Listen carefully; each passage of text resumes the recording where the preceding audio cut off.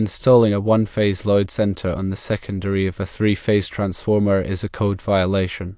This is specifically addressed in the National Electrical Code, or NEC. The following codes are violated: NEC 450.6.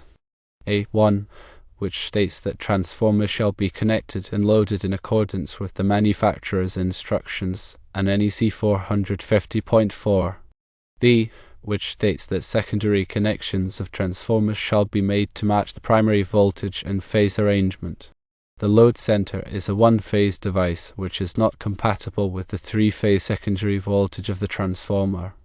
Connecting a one-phase load to a three-phase transformer creates an unbalanced load, which can lead to voltage imbalance. Voltage imbalance can cause equipment to malfunction or operate inefficiently, overheating of transformer windings, premature failure, and safety hazards such as electrical shock or fire.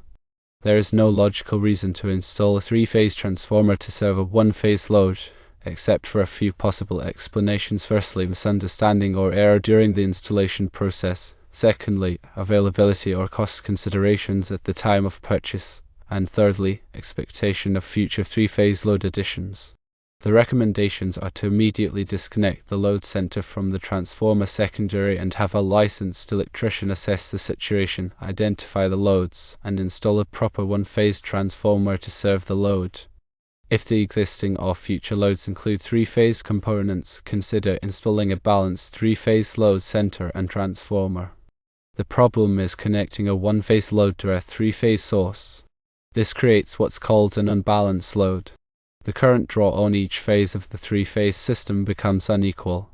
In a balanced three-phase system, the voltage on each phase is ideally the same and the current is also balanced. When you introduce a significant one-phase load, one phase ends up carrying a much larger portion of the current. Firstly, voltage imbalance. An unbalanced load causes voltage differences between the phases. This can negatively affect equipment connected to the three-phase system, potentially leading to overheating, reduced lifespan, and malfunction. Secondly, transformer overheating. The transformer is designed to distribute the load evenly across its windings. An unbalanced load can cause certain windings to overheat, potentially damaging the transformer's insulation and shortening its lifespan. Thirdly, reduced efficiency. Unbalanced loads reduce the overall efficiency of the electrical system, leading to increased energy consumption and higher operating costs. Fourthly, nuisance tripping. The increased current on one phase can trigger protective devices like circuit breakers, leading to unwanted downtime. A 480 volts delta to 208Y/120 volt transformer is generally used to provide power to a building or facility that requires both three-phase and one-phase power. The three-phase power is commonly used for motors, 8-track systems, and other heavy-duty equipment, while the one-phase power is used for lighting, receptacles, and small appliances. Connecting a one-phase load to only two legs of a three-phase transformer can create an imbalance, which can lead to voltage imbalances and overheating.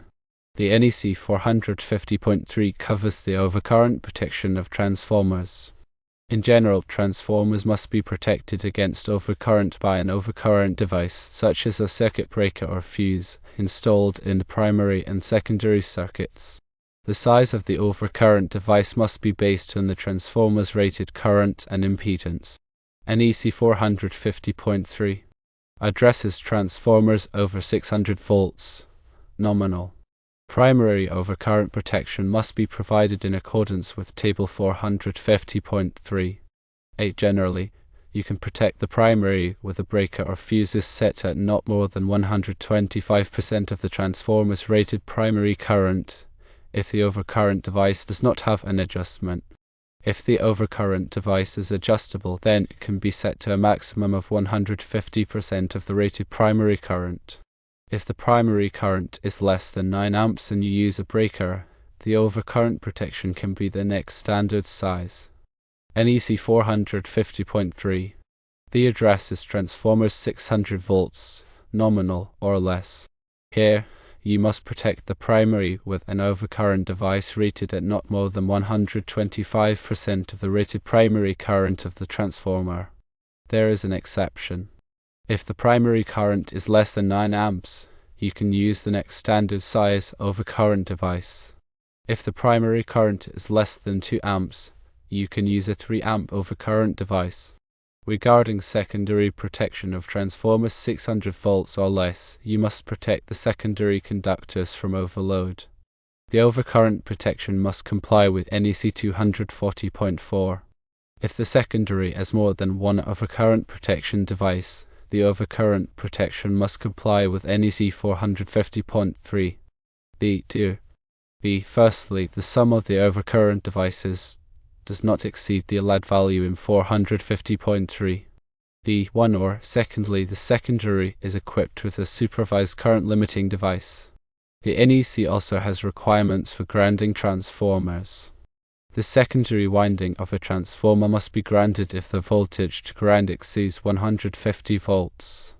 In a 208Y/120 volt system, the voltage to ground is 120 volts, so the secondary winding must be grounded. The grounding electroconductor must be sized in accordance with NEC 250.66. The NEC also covers the installation of transformers. Transformers must be installed in a dry location and must be accessible for maintenance. Transformers must be installed in accordance with the manufacturer's instructions. Transformers must be protected from physical damage. The NEC also has requirements for the ventilation of transformers. Transformers must be ventilated to prevent overheating. The amount of ventilation required depends on the size and type of transformer. The NEC also has requirements for the marking of transformers. Transformers must be marked with the following information: manufacturer's name, rated voltage, rated current, rated frequency, impedance, and installation class. In addition to the NEC requirements, there may be local codes and regulations that apply to the installation of transformers. It is important to check with the local authorities to ensure that the installation complies with all applicable codes and regulations. To properly size a transformer, you need to determine the total load that the transformer will be supplying. This includes the load of all the lights, appliances, and equipment that will be connected to the transformer. Once you have determined the total load, you can select a transformer that is large enough to handle the load. It is important to select a transformer that is not too small, as this can cause the transformer to overheat and fail. It is also important to select a transformer that is not too large, as this can waste energy. To select the correct transformer, you need to consider the following factors. Firstly, the total load that the transformer will be supplying. Secondly, the voltage of the primary and secondary circuits. Thirdly, the frequency of the power supply. And fourthly, the ambient temperature. Transformers are typically rated in kilovolt amperes or kvolt amps or kVAR. The kVA rating of a transformer is a measure of its capacity to deliver power. A transformer with a high kVA rating can deliver more power than a transformer with a lower kVA rating. The NEC requires that transformers be protected from overcurrent. Overcurrent protection can be provided by fuses or circuit breakers. The overcurrent protection device must be sized to protect the transformer from overload and short circuits. Transformers must be installed in accordance with the NEC and the manufacturer's instructions. Transformers must be installed in a dry location and must be accessible for maintenance. Transformers must be properly grounded to prevent electrical shock. Transformers must be ventilated to prevent overheating. If the one-phase load is small compared to the transformer's capacity and is intended to be temporary, it might not cause significant problems. However, this is still not ideal and can lead to inefficiencies. A better solution is to use a smaller, appropriately sized one-phase transformer for the one-phase load. If there is a possibility of future three-phase loads, consider installing a slightly larger three-phase transformer than currently needed, but ensure the one-phase load is properly handled with a separate transformer or balanced appropriately across the phases. A buck-boost transformer is a small, single-phase transformer used to increase or decrease voltage by a small amount, typically 5% to 20%. They are often used to correct voltage sags or swells, or to adapt equipment designed for one voltage to another. Buck-boost transformers are not isolation transformers. Isolation transformers provide galvanic isolation between the primary and secondary windings, preventing the transfer of electrical noise and providing a safety barrier. Buck-boost transformers typically do not provide this isolation. Buck-boost transformers are smaller and less expensive than isolation transformers, making them a cost-effective solution for voltage correction. However, they are not suitable for applications requiring isolation. Buck-boost transformers are used to adjust voltage by connecting the primary and secondary windings in series. Depending on the connection, the secondary voltage either adds to or subtracts from the primary voltage.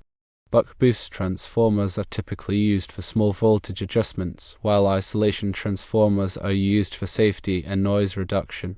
Buck-boost transformers can be used in a variety of applications, including powering equipment designed for different voltages, correcting voltage sags and swells, and improving the efficiency of electrical systems. They are a versatile and cost-effective solution for voltage correction in many situations. The primary winding is connected to the supply voltage, and the secondary winding is connected in series with a load. Depending on how the secondary winding is connected, it can either add to or subtract from the primary voltage. If the secondary winding is connected so that its voltage adds to the primary voltage, it is called a boost connection. If the secondary winding is connected so that its voltage subtracts from the primary voltage, it is called a buck connection. Buck-boost transformers are typically used to correct voltage sags or swells. Voltage sags are temporary decreases in voltage, while voltage swells are temporary increases in voltage. Buck-boost transformers can also be used to adapt equipment designed for one voltage to another. For example, a buck-boost transformer could be used to power a 110 volts appliance from a 120 volts outlet. Buck-boost transformers are smaller and less expensive than isolation transformers. Isolation transformers provide galvanic isolation between the primary and secondary windings, preventing the transfer of electrical noise and providing a safety barrier. Buck-boost transformers typically do not provide this isolation. Buck-boost transformers are typically used for small voltage adjustments, while isolation transformers are used for safety and noise reduction. The NEC covers the installation of buck-boost transformers in Article 215.2, which states that buck-boost transformers must be installed in accordance with the manufacturer's instructions. The NEC also requires that buck-boost transformers be protected by overcurrent protection. The overcurrent protection must be sized to protect the transformer from overload and short circuits. Buck-boost transformers must be installed in a dry location and must be accessible for maintenance. Buck-boost transformers must be properly grounded to prevent electrical shock. Buck-boost transformers must be ventilated to prevent overheating. In addition to the NEC requirements, there may be local codes and regulations that apply to the installation of buck-boost transformers. It is important to check with the local authorities to ensure that the installation complies with all applicable codes and regulations. Installing a one-phase load on a three-phase transformer is not an efficient use of the transformer's capacity. Transformers are most efficient when they are loaded close to their rated capacity. When a one-phase load is installed on a three-phase transformer, the transformer is not being used to its full potential. This can lead to increased energy consumption and higher operating costs. If the one-phase load is small compared to the transformer's capacity, the inefficiency may not be significant. However, if the one-phase load is large, the inefficiency can be significant. In addition to the inefficiency, installing a one-phase load on a three-phase transformer can also cause voltage imbalances. Voltage imbalances can damage sensitive electronic equipment and can also lead to premature failure of motors and other electrical equipment. For these reasons, it is generally not recommended to install a one-phase load on a three-phase transformer. If a one-phase load is required, it is best to install a separate one-phase transformer. A one-phase transformer is designed to handle one-phase loads and will not cause voltage imbalances. A one-phase transformer will also be more efficient than a three-phase transformer that is only being used to power a one-phase load. When sizing a transformer, it's crucial to consider the type of load it will be serving, the voltage requirements, and any applicable codes or standards. Using a three-phase transformer for a single-phase load is generally not recommended due to inefficiency and potential voltage imbalance issues. It's important to consult with a qualified electrician or engineer to determine the most appropriate solution for the specific application. They can assess the load requirements, consider the available power sources, and ensure that the installation complies with all applicable codes and regulations. If you're using a three-phase transformer, balancing the load across all three phases is essential for optimal performance and efficiency. An unbalanced load can lead to voltage imbalances, overheating, and reduced lifespan of the transformer. You can balance the load by distributing the single-phase loads evenly across the three phases, ensuring that each phase carries approximately the same amount of current.